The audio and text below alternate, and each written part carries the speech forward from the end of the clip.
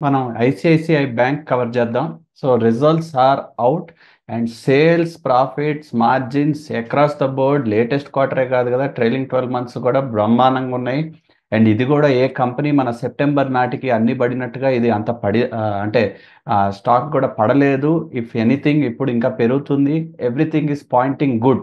కానీ ఆల్రెడీ పెరిగిపోయి ఉంది కదా, స్కోప్ కాస్త తక్కువ ఉంటుందేమో అని చాలామంది మైండ్లో కూడా ఉంటుందని నా ఉద్దేశం. సో దానికి ఆన్సర్ ఏమివ్వచ్చు మనం? ICICI bank is looking very good, will look very good. Interest rate cycle మారక తప్పదు. ప్రస్తుతం ట్రంప్ కూడా ఆ దేశంలో ఉన్న ఫెడ్ చైర్మన్ మీద కొద్దిగా గొప్ప మెతక వైఖరి అవలంబిస్తూ నేను ఆయన తీసేయను అని చెప్పడం జరిగింది. అంటే అర్థం ఏంటి? ఆ ఫెడ్ చైర్మన్కి వచ్చే బాధ లేదు. రెండోది, మనం వాళ్ళు డిస్కస్ చేసినట్టుగా చైనా మీద, మిగతా కంట్రీస్ మీద తగ్గిస్తాను, సున్నా చీను కానీ కొంత గొప్ప ఉంటుంది అన్నాడు. అంటే అర్థం ఏంటి? టారిఫ్లు అంతా కూడా విపరీతంగా తగ్గబోతున్నాయి. దీనివల్ల భారతదేశానికి వచ్చిన అడ్వాంటేజ్ పక్కన పెడితే, ప్రపంచానికి వచ్చినటువంటి కొద్దో గొప్ప రిలీఫ్ ఏంటంటే, విపరీతమైనటువంటి ప్రమాదం తప్పిపోయినట్లే ప్రస్తుతానికి. యుద్ధం వస్తే తప్పితే గ్యారంటీగా తప్పిపోయినట్లే. అందువల్ల ఇలాంటి పరిస్థితుల్లో ఏం జరుగుతుందంటే, అమెరికాలో గ్రోత్ తగ్గి, యూరోప్‌లో గ్రోత్ తగ్గి, జపాన్‌లో గ్రోత్ తగ్గి, చైనాలో గ్రోత్ తగ్గి, అన్ని చోట్ల తగ్గుతుంటే ప్రతి ప్రభుత్వం కూడా చేయవలసిన పని ఏంటంటే, డిమాండ్‌ని కంట్రీలో పెంచడానికి ప్రయత్నించాలి. డిమాండ్ పెంచాలి అంటే ఒకటే ఒక మానిటరీ పాలసీలో ఏం చేయగలరు అంటే వడ్డీ రేట్లు తగ్గించాలి. వడ్డీ రేట్లు తగ్గితే కన్సంప్షన్ పెరుగుతుంది. కన్సంప్షన్ పెరిగితే డిమాండ్ పెరుగుతుంది.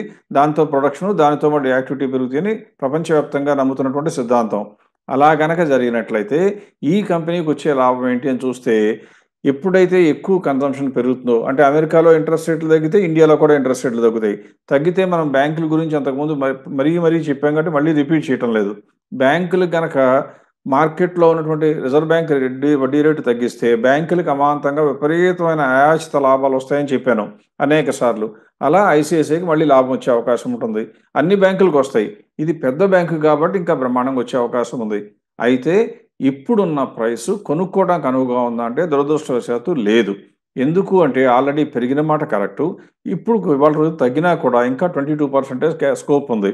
అంటే స్టాక్ మన దగ్గర ఉంటే ఉంచుకోదగిందే కానీ కొత్తగా కొనటానికి మాత్రం నా అంచనా ప్రకారం రిటైల్ ఇన్వెస్టర్స్‌కి సూటబుల్ కాదు. బ్యాంకుల్లో ఇంకా చాలా కంపెనీలు మంచివి ఉంటాయి.